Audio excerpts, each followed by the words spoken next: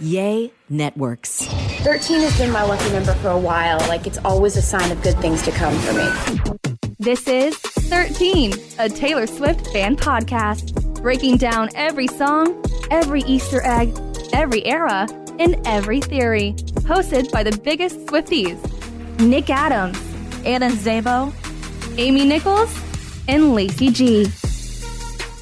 Welcome to 13, a Taylor Swift fan podcast. My name's Nick Adams. I'm Anna. Amy. And I'm Lacey Gee. And today we are breaking down track number 16 on 1989, Taylor's version, New Romantics.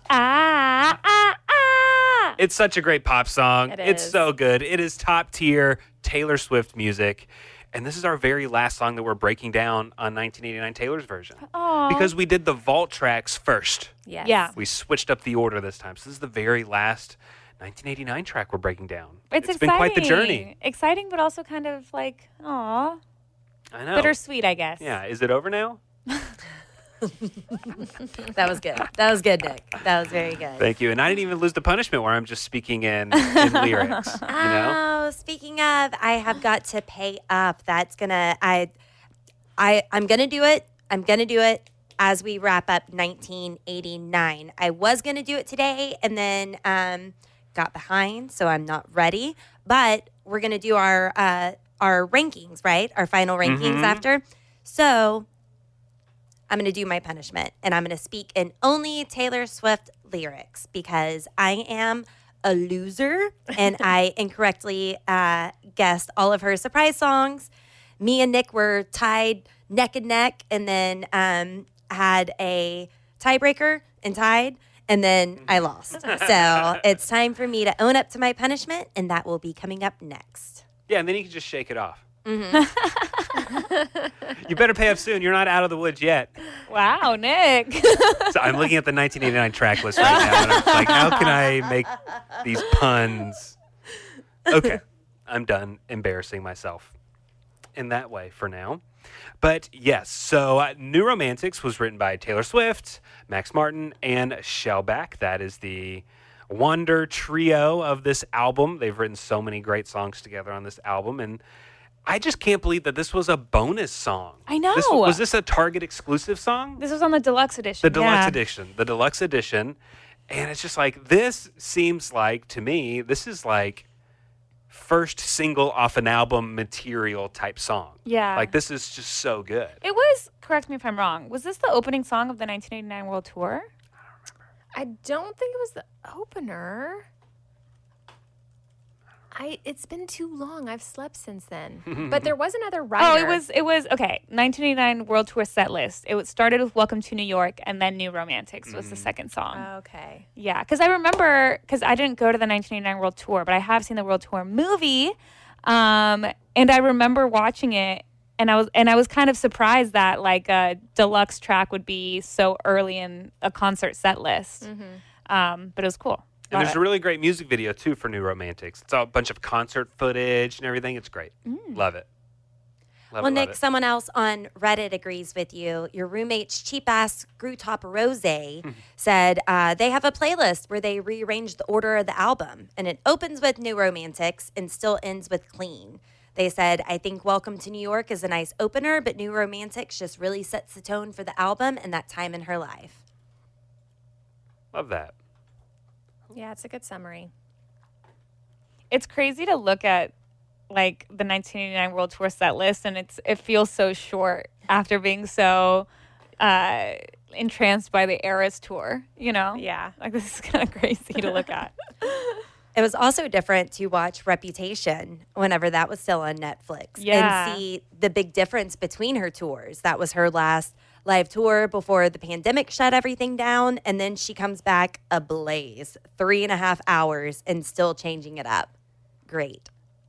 She's crazy. And we love her. Yeah. So let's find out a little bit more about this song from Taylor herself. I know she spoke about this in a few publications, so what did she say? I have her statement that she did in an interview with Cosmopolitan magazine. She said, people will say people will say, let me set you up with someone. And I'm just sitting there saying, that's not what I'm doing. I'm not lonely. I'm not looking. They just don't get it. I've learned that just because someone is cute and wants to date you, that's not a reason to sacrifice your independence and allow everyone to say whatever they want about you. I'm not doing that anymore. It takes someone really special for me to undergo the circumstances I have to go through to experience a date. I don't know how I would ever have another person in my world trying to have a relationship with me or a family. Because they were basically talking about how with this song, Taylor's just adopted a different mindset towards the idea of love than she had previously. Like, this is just a little bit more of a carefree like aspect of it, and that, you know, maybe it's not just, oh, you fall in love happily ever after, but, you know, just like a different way to approach it. And so that's what she was just kind of talking about, her attitude towards dating and relationships. And I love that she's saying it takes someone really special. Travis Kelce is really special.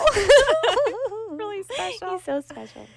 She was telling Josh Ellis in Rolling Stone that I feel like watching my dating life has become a bit of a national pastime, and I'm just not comfortable providing that kind of entertainment anymore. I don't like seeing slideshows of guys I've apparently dated. I don't like giving comedians the opportunity to make jokes about me at award shows. I don't like when headlines read, "Careful, bro, she'll write a song about you," because it trivializes my work. And most of all, I don't like how all of these factors add up to build the pressure so high in a relationship that it gets snuffed out before it even gets a chance to start. And so I just don't date. You know, I gotta say, after hearing her say that, Travis Kelce and their relationship, it's clear that he's just built different than a lot of other guys that she's been in relationships with. Like, he's okay and not intimidated by the attention. Like, to me, I mean, what do I know? But I mean, it seems like he's okay. He's okay in being awe of it. He's okay being known as her girlfriend or her boyfriend. Yeah. You know, Yeah. he's okay with that. It's not. He embraces it. He embraces it. He's having fun with it. He's enjoying it, and it seems like he's not letting it affect him too much. You know, I know it's not great having all the media attention on you all the time, but at least he seems like he's having a good attitude about it and not just being a stick in the mud like other people We've she's seen dated in the before. past. Yeah. Well, and he also, I mean, because before him, she would date other entertainers as far as like actors and musicians and things like that. But Travis Kelce being an athlete, I feel like he also just has a different mindset when it comes to criticism. You know, like he plays at the highest level of his sport. I mean, he's won the Super Bowl, and every game he has people booing at him. Yeah. You know, and it's like Taylor has at her concerts people cheering her on and everything. And like, you know, her criticism and critiques come from like outside of her fan base. But when Travis Kelce is performing, he's also simultaneously being booed at. And so I think he has like that different mentality of like letting that kind of channel into like good energy of like, I'm going to be better.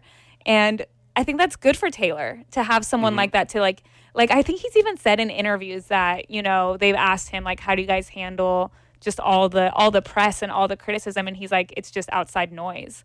And I bet that's got to be refreshing for her to like have someone who loves her and support her to also just be like, that's outside noise. Like, you don't need to feed into that. You don't need to pay attention to that, instead of just being like, oh, maybe we shouldn't be ourselves, you know? Right, because it's almost like, you know, he's her anchor, whereas if she's dating someone else who does care a lot about the media speculation, it just kind of adds to the anxiety of always being covered. But if you have someone that's like, no, it's cool, then you're like, oh, okay, half of this relationship is cool with everything.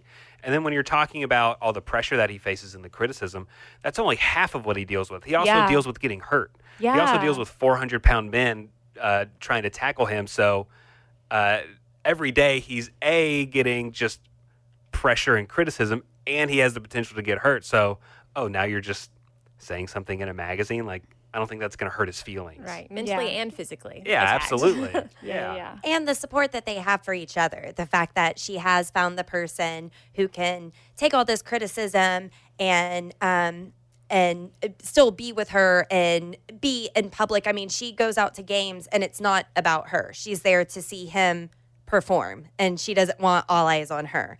And then whenever all eyes are on her, like for the Super Bowl, then she hears about people doing drinking games every time they flash to her, and then she does her own drinking game. She was like in on the joke. I just love Taylor Swift's sense of humor.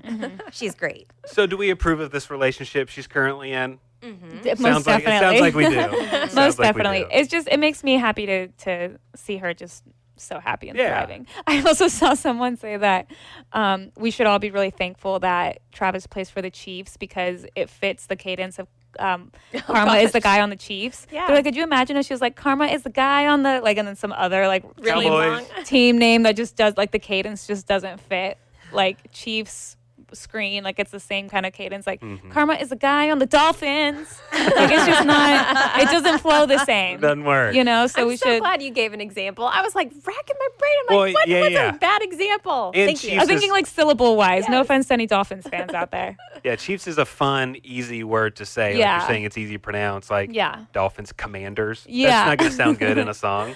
Yeah, and also I love that the Chiefs colors are red because Taylor looks absolutely fabulous in red lipstick. We all know this. Yes. She was probably just so excited. So, do we think that she uses Travis Kelce and his friends as Easter eggs? Because I saw whenever he was at the Dallas Mavericks game, he was wearing a shirt that had an apple on it, and Patrick Mahomes had a shirt that just had 3, the numerical 3, and people were saying third album, Apple has something to do with the Beatles' third album, so they're waiting for a third album drop. But then they're like, are we reading too much into this? Do you Yes. think they coordinate? No. Taylor Swift's like, hey, you can go out. It's fine without me. No big deal. But I want you to wear this Apple shirt. I feel like I don't know the answer to this. If anything, sure, maybe Travis here and there will feed into it. I don't think she's asking Patrick Mahomes to alter his wardrobe. But for is her, you know? Brittany doing it? Valid question. Very, very valid question. So speaking of Travis's friends, though, I love when he was at the show. I forget which show it was, but it was Travis and his friend Ross that were there. And when she was singing "So High School," and it's the line where she says, "And your friends play Grand Theft Auto." Travis's friend Ross was doing like his little dance move was as if he was like playing video games, like during that part, like Grand Theft Auto. And I just thought that was so funny. But anyway, back to New Romantic. Yeah, should we get into some lyrics? Well, before we get into Oh. lyrics, I did look up New Romantics, the era, the actual era, because the New Romantics movement was a British pop culture movement from the early 1980s, and it was characterized by flamboyant, eccentric fashion. It refers to youth culture that burned briefly but brightly for the first 2 years of the 1980s. It says its chief component was dressing up to outrageous levels, soundtracked by the style-oriented, synth-driven pop music that was dominant at the time. And so I think that idea definitely seeps into the song New Romantics. And something that I thought was funny is if you go to the Wikipedia page of New Romantics, 'cause I was trying to like search like about like the New Romantic era and like art and things like that. And from the Wikipedia page, it says, the New Romantic movement from the 1980s. And then the second line, it says, New Romantics may also refer to New Romantics, a 2014 song by Taylor Swift. And I just love that that's very clear. Some examples are David Bowie. We remember what he looked like in, his albums, and Boy George is a good example. They were rejecting the current punk culture, and she, I guess, is rejecting the traditional idea of romance. Yeah. This episode is brought to you by BetterHelp. This year has gone by so quickly. What's something you're proud of in 2024 so far? Or is there still something you want to accomplish? When life goes so fast, it's important to take a moment to celebrate your wins. And that's why we would like to suggest talking to our friends at BetterHelp, because sometimes you need to talk to someone to try to make adjustments for the rest of your life. And therapy can help you take stock of your progress and set achievable goals for the next 6 months. Have you ever made a to-do list or a goal list and purposefully written something you've already done just so you can check it off? Or is that just me? Because sometimes I do that. Like sometimes if I know, like you said, Lacey, want to set achievable goals for the next 6 months, sometimes I'll throw myself an easy one in there so that I can check it off. But that just means that it feels so good to accomplish something and to check something off that way. And sometimes talking to a therapist can really help to understand what those goals are. I mean, we're halfway through the year, and which is crazy to think that this year is flying by so fast. But if you feel like you haven't reached all of your potential for 2024, now's a good time to talk to someone to help what you need for the rest of the year. If you're thinking of starting therapy, give BetterHelp a try. It's entirely online, designed to be convenient, flexible, and suited to your schedule. Just fill out a brief questionnaire to get matched with a licensed therapist and switch therapist anytime for no additional charge. Take a moment. Visit betterhelp.com/Taylor Swift fan today to get 10% off your first month. That's BetterHelp, HELP.com/Taylor Swift fan. Warmer, sunnier days are calling, and you can fuel up for them with Factor's no prep, no mess meals. Meet your wellness goals in time for summer thanks to the menu of chef-crafted meals with options like Calorie Smart, Protein Plus, and Keto. Factor's fresh, never frozen meals are dietitian approved and ready to eat in just 2 minutes. So if you only have a few minutes between meetings during the day, or you get home and you're just so hungry but you have no time to cook, Factor is where you should go. They have 35 different meals and more than 60 add-ons to choose from every week, and you'll always have new flavors to explore. You can crush your wellness goals this May with dietitian approved meals and ingredients that you can trust. And these are delicious. From breakfast to dessert, you can stay fueled with easy, nutritious options. And you can keep kitchen time to a minimum. Factor meals are ready in 2 minutes, so no shopping, prepping, cooking, or cleaning up. Enjoy effortless support for your lifestyle. Head to factormeals.com/Taylor Swift fan 50 and use code Taylor Swift fan 50 to get 50% off your first box plus 20% off your next month. That's code Taylor Swift fan 50 at factormeals.com/Taylor Swift fan 50 to get 50% off your first box plus 20% off your next month while your subscription is active. Lyrics? Let's. She starts off by saying, oh man, this is going to be a hard song. You can't just say these lyrics. Okay, she starts off by saying, we're all bored. We're all so tired of everything. We wait for trains that just aren't coming. We show off our different scarlet letters. Trust me. Mine is better. Mine is better. We're so young, but we're on the road to ruin. We play dumb, but we know exactly what we're doing. We cry tears of mascara in the bathroom. Honey, life is just a classroom. Oh my God, what a perfection. Pop perfection. What's she talking about here at the beginning? Well, she's waiting for a train. I'm guessing it's a love to arrive that's never going to show up. And then the Scarlet Letter is that classic novel of slut shaming, which she can relate to. And mine's better. Is she next level shaming? Like, I get shamed more than anyone else? Is that what she's saying? Or that I get... that's the only way I know how to take it. By saying, trust me, mine is better? Yeah. Yeah, I mean, this was when she had been talking about how she was used as, quote, a lightning rod for slut shaming, right? And so if it's just like, I don't know, I think it's just a cheeky way to just be like, no, like whatever like slut shaming you're facing, trust me, mine is worse. I've got a big reputation. Yeah. Yeah, and at this time, she was with Harry Styles, John Mayer, Jake Gyllenhaal. There's definitely a bunch of Taylor Swift relationship timelines, articles being posted and everything like that. Yeah. So, yeah, careful. Watch out for being with Taylor Swift. You're going to go home with more than just a trophy tonight. No. Yeah. Yeah. And I think like in this, she did kind of take a shift in her mindset about love and relationships. This is when she was talking about how she just wanted to be with her friends and she just wanted to be more like carefree and more like, I don't know, fun about it. So I feel like by like starting off by saying we're all bored, we're also tired of everything. It's like, it's just the same tired thing, right? Like we're all bored of the same criticism. Like we're all bored of just like being constantly judged for our dating lives. We're all bored of, oh my gosh, I'm trying to find somebody to spend the rest of my life with, but none of it is working. So now I'm only hanging out with girlfriends and I'm getting judged for that. It doesn't matter what she was doing then or now, really. Still just constantly getting judged. Yeah, and of course, here she's in the second part of the first verse, she's talking about what people are saying about her. We're so young, but we're on the road to ruin. Like, we're already ruining our lives, and we're just young and immature. Career's almost over. Yeah, we play dumb, but we know exactly what we're doing. But still, it affects her and her people. We're going to cry tears in the bathroom, and honey, life is just a classroom. You're going to learn as you learn as you go. I was going to say so high school, but in a derogatory way. Life's Yeah, still a yeah. classroom because you're getting judged and everybody's just gossiping back and forth. Oh yeah, I get. Okay, that makes sense. I thought it as like, yeah, you're just learning You're from just your learning life as you go. lessons. Yeah, I'm gonna teach you something. Yeah. When's the last time any of y'all cried in the bathroom? Like actual tears running down. I don't know. Well, I should cry tears of mascara in the bathroom. I have tried to find a good waterproof mascara.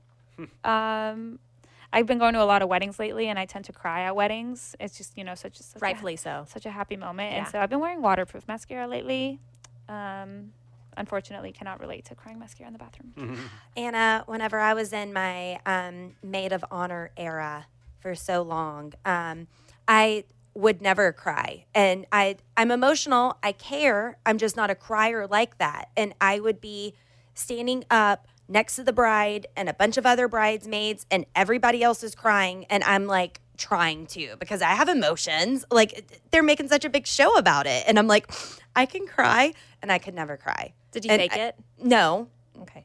I think that would look worse. Yeah, probably. Yeah. My fake it face, not any good at all.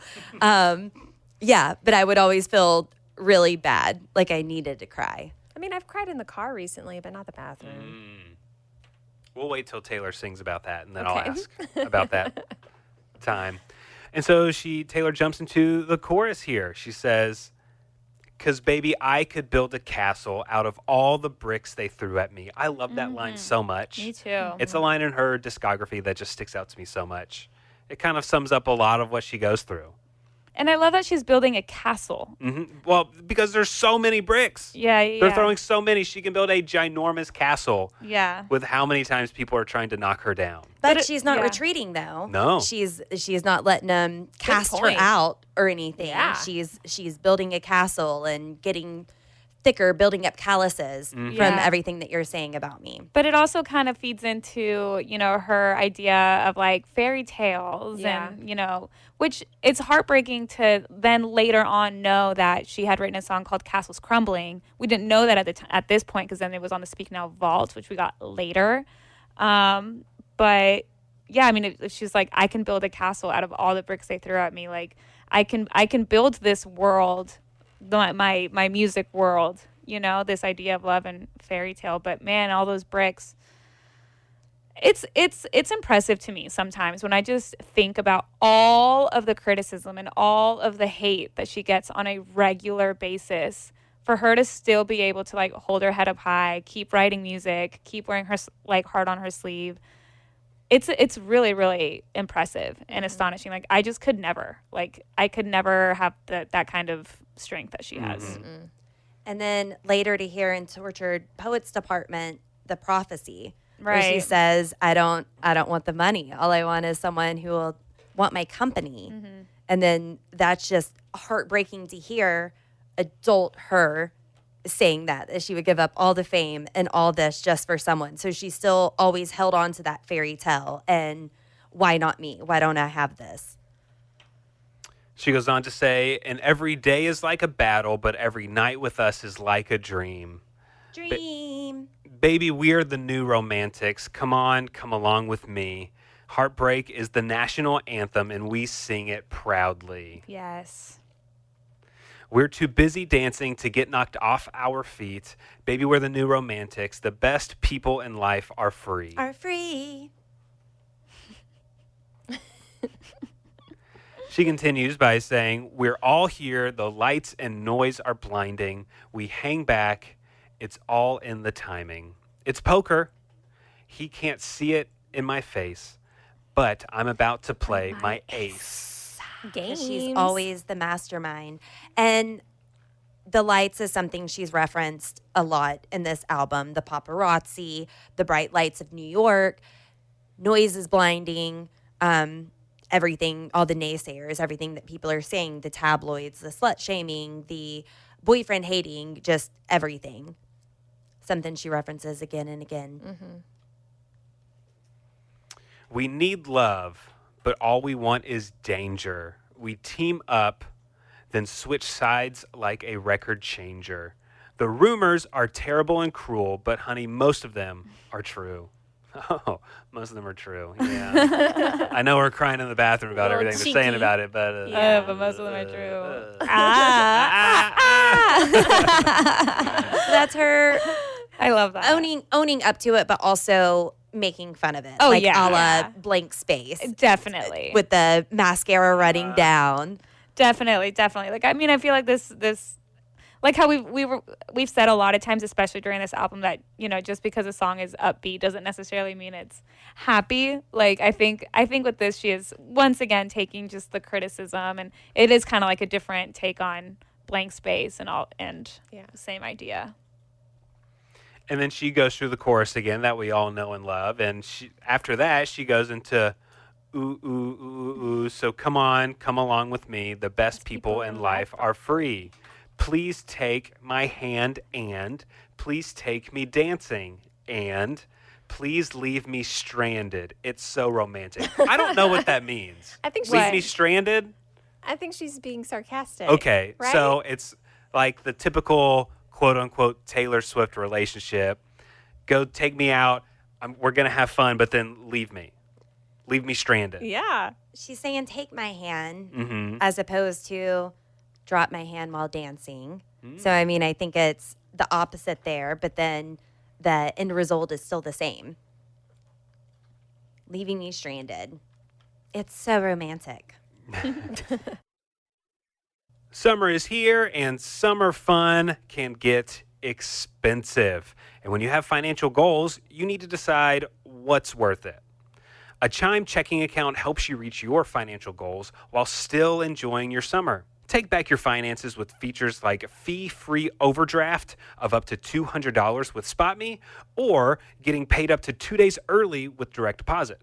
Learn more at chime.com/Taylor Swift fan. I found, Nick, that summer isn't just expensive, life is too. And that's why I like that Chime helps me make progress with fee-free overdrafts for up to $200. That way, if I do overdraft my account and I spend a little bit more than I intended, I'm not getting charged for it. You can get spotted on debit-free purchases and cash withdrawals, and there's no monthly fees or maintenance fees, which is really cool. Plus, they have over 60,000 fee-free ATMs. So how does this work? You're going to set up direct deposit into your Chime account.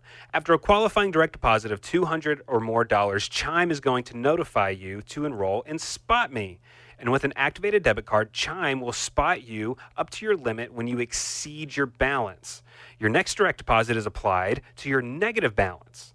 Chime never charges fees or interest for using SpotMe.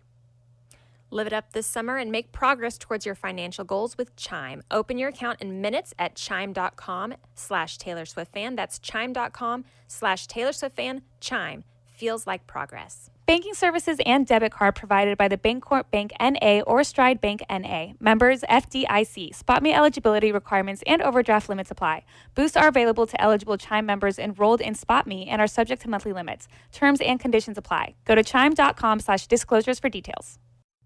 Warmer, sunnier days are calling, and you can fuel up for them with Factor's no prep, no mess meals. Meet your wellness goals in time for summer thanks to the menu of chef-crafted meals with options like Calorie Smart, Protein Plus, and Keto. Factor's fresh, never frozen meals are dietitian approved and ready to eat in just 2 minutes. So if you only have a few minutes between meetings during the day, or you get home and you're just so hungry but you have no time to cook, Factor is where you should go. They have 35 different meals and more than 60 add-ons to choose from every week, and you'll always have new flavors to explore. You can crush your wellness goals this May with dietitian approved meals and ingredients that you can trust. And these are delicious. From breakfast to dessert, you can stay fueled with easy, nutritious options. And you can keep kitchen time to a minimum. Factor meals are ready in 2 minutes, so no shopping, prepping, cooking, or cleaning up. Enjoy effortless support for your lifestyle. Head to factormeals.com/Taylor Swift fan 50 and use code Taylor Swift fan 50 to get 50% off your first box plus 20% off your next month. That's code Taylor Swift fan 50 at factormeals.com/Taylor Swift fan 50 to get 50% off your first box plus 20% off your next month while your subscription is active. Summer is right around the corner and we love to have fun, but we're all really well aware that it can get expensive. And when you have financial goals, you need to decide what's worth it. A Chime checking account helps you reach your financial goals while still enjoying your summer. Are you traveling at all this summer? Maybe to hit up another Eras tour date? And look, sometimes you know that you don't mean to overdraft, but it just happens when things start to add up. And Chime allows you to overdraft up to $200 with no fees, which at times can be a total game changer. You can set up your direct deposit with your Chime account and you'll be notified to enroll in Spot Me. Live it up this summer and make progress towards your financial goals with Chime. Open your bank account in minutes at chime.com/Taylor Swift fan. That's chime.com/Taylor Swift fan. Chime feels like progress. Banking services and debit card provided by the Bancorp Bank N.A. or Stride Bank N.A. members. FDIC. Spot Me eligibility requirements and overdraft limits apply. Boosts are available to eligible Chime members enrolled in Spot Me and are subject to monthly limits. Terms and conditions apply. Go to chime.com/disclosures for details. This annotation from Genius says she's asking him to take her out and dance with her, meaning that she hopes that he will notice her at one point and talk to her. And as the story goes on, she's waiting for the time that he's going to disappear, leaving her stranded and alone, and metaphorically emphasizes on how romantic it is for him to leave her like that. Taylor likes twisted elements of romance in some ways. She has a fondness of treacherous slopes and dangerous daydreams and otherwise foolish love. Additionally, this could be a remark on how this is the new romantic process. To be left stranded is part of the course these days. So that's a pretty good interpretation of it, you know? And also, like, for her, like, if she is playing on the narrative of, oh, don't date her because then you're going to break up and she's going to write a song about you. It's like, yeah, take my hand, take me dancing, leave me stranded, and I'm going to write the best pop song. Yeah, you know what I mean? Like, it's kind of be a take on that. Like, then I'm going to write a love song about it. Yeah, I don't remember what interview it was, but she's said on camera before, like, yeah, don't be a bad boyfriend. If you're going to do bad, and I won't write a song about you. Don't do bad things. Yeah, it's kind of an easy, it's easy to figure out how to find out if you're going to get a song written about you. Yeah. If you treat me like trash and you do me wrong or break up with me, I'm going to write a song about you. Right. A relationship can end without being a horrible person. Right. Sure. And we've seen it with her too. Like, has dated some people that have great love songs about them, even in the breakup phase of it, you know. Where Taylor Lautner. Back to December, yeah. Great example, you know, and it's just like, it is possible. And then there was another interview, I don't know if it was around the same time or if it was the same interview, where somebody had asked her, like, are you ever nervous about writing these songs about, you know, people like that you had relationships with? And I think she said that she would really only write a song once it was solidified that person was out of my life, you know, which I think is also interesting. Because then you have various, like, relationships that kind of tie back throughout her discography. And granted, that interview was a while ago, but yeah. Never mind. What? Well, I was going to say, well, you're losing me, but I guess we knew at that point it was done. Maybe she doesn't release it until we know that it's over. Yeah, maybe she writes it but hangs on to it for a little Yeah. bit until she feels like it's clear. Yeah. It's But done. that's true if you're talking about a potential relationship with Maddie Healy. That was a situationship that lasted for a very long time, and we never got music about it. That we knew of, at least. Yeah, Right. that's true that we knew of Right. until now. Yeah, You know, because it's... until she knows that that door's closed. Yeah. Interesting. And then Taylor ends the song by singing the chorus a few times. And when we listen to it, we all sing it proudly. And we love the chorus to this song. And it's just such a great pop banger. It It's a really pop is. masterpiece, Taylor. Thank you for writing this. Glitter gel pen. It is. Yes. Oh, most definitely. I do remember this song. So we've gone to, like, Taylor Fest and Club 90s, these, like, Taylor Swift themed nights for a while now over the last couple of years. But I remember the very first time that we went to Taylor Fest, it was, like, right after the pandemic when we were all just so excited to just be out in the world again and to be in a room full of Swifties. And the girls at Taylor Fest had asked us to pick songs for, like, our own little, like, surprise song section. And we picked New Romantics as one of them. And I just remember, like, playing that song at, like, from, like, behind the DJ section that we picked it, and just having a room of, like, 800 Swifties jumping and dancing to New Romantics. The song was already so wonderful, but it just, like, brought this, like, new life to it, to experience it in that setting, in, like, a room full of Swifties, you know, like, and that was before we had gone to the Eras tour. That was before I think we even knew about the Eras tour. I think so. So that's always going to be a very special memory for me that we got to do that. So that was really cool. So thank you to Taylor Fest. Check them out and see if they're in a city near you to go to a Taylor Swift theme club night. Very cool. Always a good time. Fruit Loop 888 from Reddit said this a year ago, and I just want to see how timely this is. Said, I love this song because I see it as a thesis to Taylor's whole career, especially to the point of 1989. It's her own way of owning the criticism that she writes songs about love and heartbreak. Taylor and us fans are a part of a new generation where we proudly wear our hearts on our sleeves. There's no shame in it. But I love that they said they see it as a thesis to Taylor's whole career. And now we have the Tortured Poets Department Anthology, which she really goes into depth with. Yeah. Guys, have we finished 1980? I don't know what happened. Are you getting choked up? I'm getting emotional over Are you this. getting choked up? Have we finished 1989 Taylor's version? Have we? We will see bits and pieces of 1989 throughout. I mean, she will reference, like we've seen before, she'll reference it later on. And she'll maybe still play more during the surprise song set during the Yeah. acoustic. Oh, totally. But I Definitely. just mean for us, like breaking down As songs the and everything, we've come to the end of the road. I know. How do you feel, Nick? I mean, I feel like we accomplished something really great.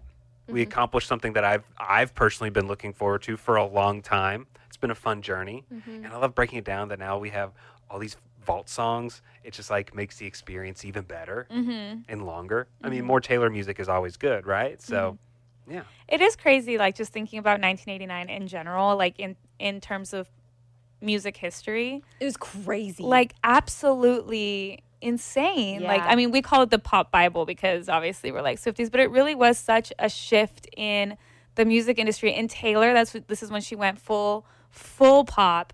And a few weeks ago, and I think we talked about this a few episodes ago, but when Apple Music released their list of like the best 100 albums of all time, and they ranked 1989 somewhere in like the top 20, I believe. And I saw some people talking online just about the list in general, and they were like, because I kind of expected them to rank like Folklore just because of, the time of Folklore and the critical acclaim of Folklore as well, even though 1989 does also. But I saw some people pointing out being like, no matter what you think or feel about Taylor Swift and her music, you cannot deny the absolute shift in the music industry and impact that 1989 as an album had.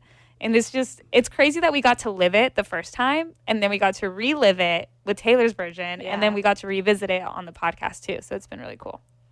So we got some wonderful voicemails from our listeners, as always. Reputation 89 214 1313. That's for Valentine's Day, 214 1313. Chandler, whose voicemail was 112 seconds long. Whoa. No, that would be a minute and 12 seconds. Whatever.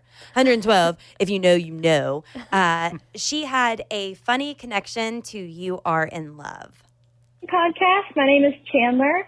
I am a cancer researcher in Wisconsin, and I listen to your podcast all the time. I am a huge Swiftie. Swiftie stuff always follows me into lab. I'm always the one student that's wearing merch in the lab. I just wanted to call and tell you a little anecdote about You Are in Love. My husband, we just got married in March. This is our song, but not for the reasons that you would think.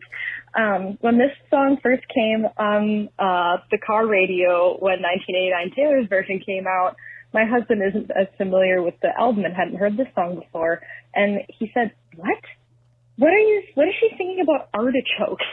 And the part where she says lighthearted joke, he heard artichoke. And so now we call it the artichoke song. I made him a Valentine with a little artichoke on it, saying that it's the most romantic vegetable. So anyways, thought you would get a kick out of that, out of the misheard lyrics thing. Thanks for your podcast. It really helps keep me sane. Love you guys. What is the most romantic vegetable? That is know. so cute. I mean, I can't deny that she's right. Artichoke? Yeah, sure. Why not? I would say artichoke's a sexy vegetable. Artichoke definitely is a It's sexy not. vegetable. It's not the green bean or asparagus Artichoke's not or sexy. squash. Asparagus can be romantic and sexy because I feel like asparagus is a good side vegetable to like a really good steak. It makes your pee smell, though. Well, if you eat like a lot. I don't know. But with like an asparagus, you could pretend it's like a spaghetti noodle and do the whole meet me in the middle thing, you know? But, Lady and the Trampet.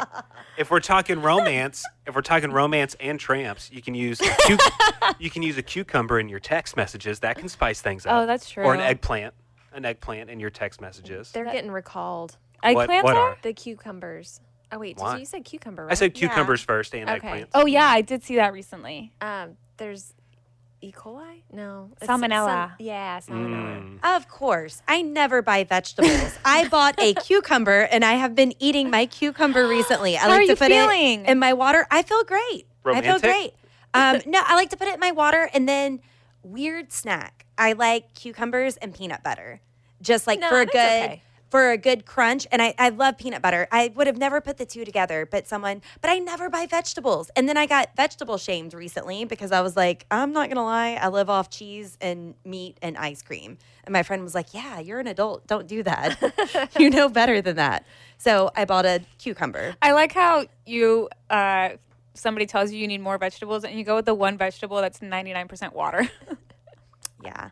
Before that, I got coleslaw as a side instead of macaroni and cheese, and that's like not really a vegetable, but I was like, it's vegetable like. You make really good collard greens. I do. I don't cook anymore, and when I do, I catch stuff on fire. So I think that part of me is just done. But back to our voicemails. Jesse wanted to share what they were thinking during our recent breakdown of the song Wonderland.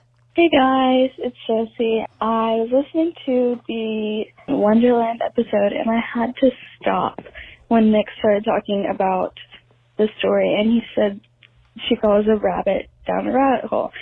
And I said, wait a minute, that sounds familiar. So it led to a theory.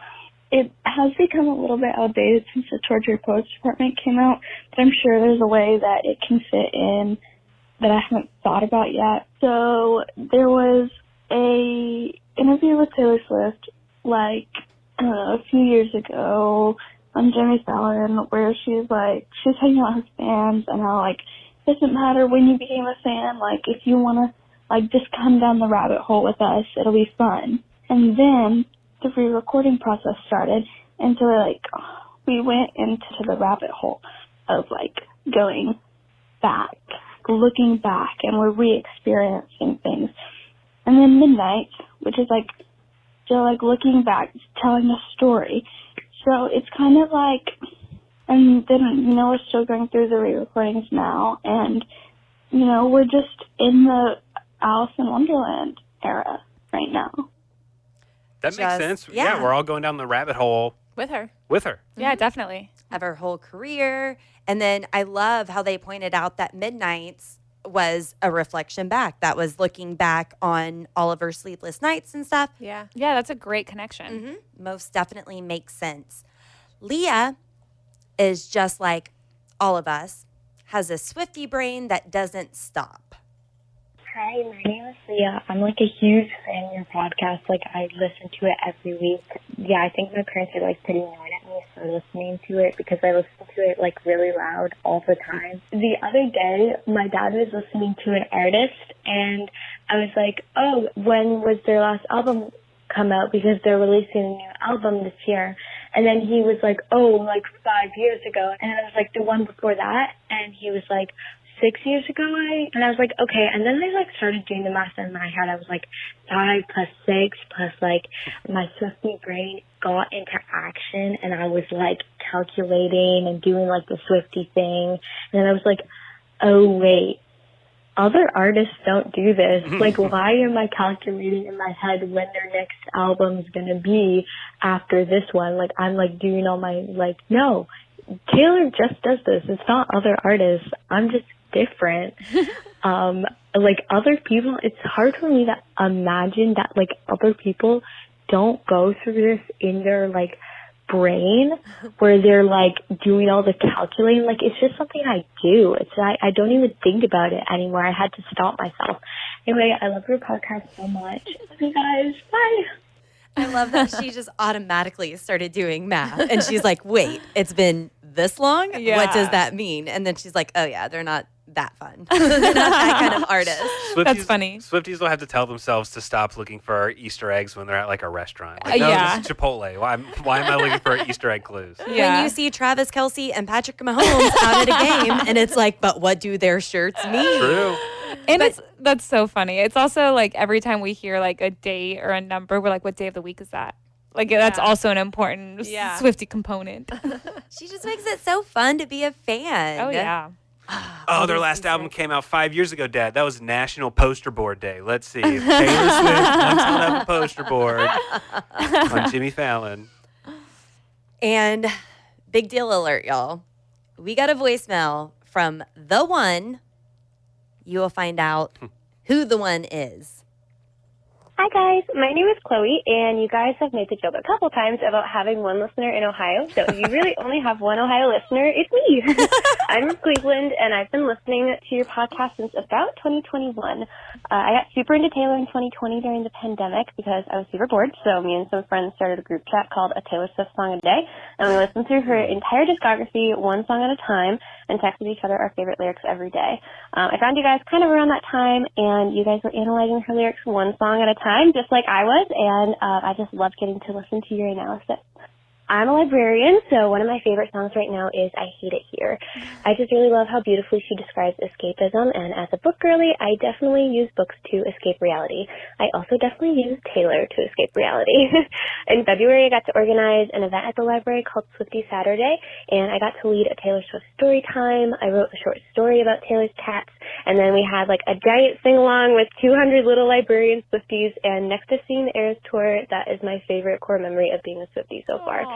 You guys have gotten me through 2 moves, a couple breakups, several new album releases and re-releases, and I'm so grateful for you. And I'm honored to be your one listener in Ohio. Thanks, guys. That is so great. That is so fun. Sweet. Yeah. Oh, our one listener in Ohio, Chloe. I wonder how she feels about having a song with her name in it. Chloe and Friends. Chloe, Sam, Sophia, and Marcus, of course. And, you know, we always talk about how crazy it is that we have listeners from all over the world and how that's kind of surprising to us. But one thing that Chloe just mentioned that I never really thought about is how, I mean, our podcast has been around now for over 3 years. So we've been a part of people's lives and their ups and their downs. And like she said, a few breakups, a few moves. Yeah. I That's hadn't thought about that either. That's really, I've never thought about that. I've gone ever. through it. Live on the podcast. Yeah. But that's also an added element of like our listeners growing with us too. You know, like watching us or grow with us for the last 3 years. Like we get to grow with them, but they get to grow with us too. Like I think that's really cool.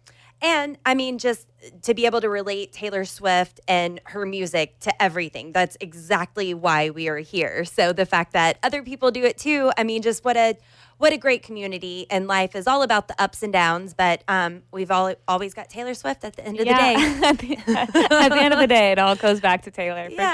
For sure. That was a really, really sweet voicemail. All of those were. It's a really cool added element, I feel like, getting to hear from our listeners on our voicemail. Lacey, thank you so much for going through those. Yeah, no, it's one of the highlights of my week, going through our voicemails and hearing what all people have to say. So thank you so much for giving us a call. 689-214-1313. I have to think about it every single time. Yeah, what's that voice? I don't know. That was my thinking face, my thinking voice. I'm like, do I say Reputation 89? Reputation 89. Yeah, but then I didn't last minute. So give us a call. Well, thanks so much for joining us on this journey. If you haven't already, subscribe to us on whatever podcasting platform you're listening to us on right now. Make sure that you leave us a good review and a good 5-star rating. And join us next time when we break down our favorite tracks on 1989 Taylor's version. Thanks for listening. The Third Team, a Taylor Swift fan podcast. Subscribe for free and leave a positive review on Apple Podcasts, Spotify, or Google Podcasts.